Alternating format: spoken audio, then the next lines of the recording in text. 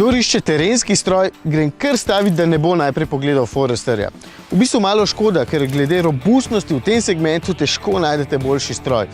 Forester ima terenske lastnosti najboljših, mogoče mu manjka le kakšen centimeter več oddaljenosti od tal.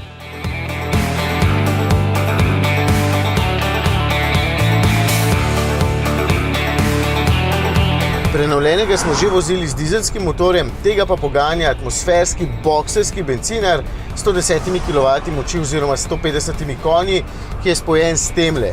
Tja, za nas, ki smo vajeni dizlov, je tole kar bizarna kombinacija, ker tale ročica pomeni samo eno. Menjalnik Lineartronic, to je CVT.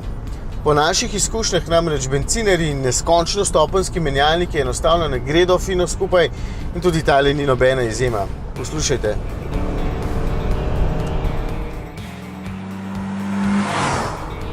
Če ne drugega, boste vsaj varčni, ker ne boste želeli poslušati tega. Poraba pri meni znaša slabih 8 litrov, tudi vsa moč se kar nekam izgubi.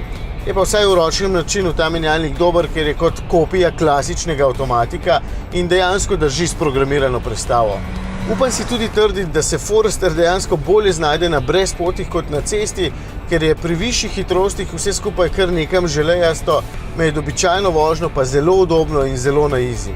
Vsi modeli imajo 4-kolesni pogon, kar vam da vedeti, da Foresterji, kar se klancev tiče, mislijo resno. In še en dokaz, da ne sedite v modernem križancu, je vidljivost navzven. Položaj za volanom je zelo visok, tudi če vam sedeš čisto na tleh in steklenih površin je toliko kot na povprečni stolpnici.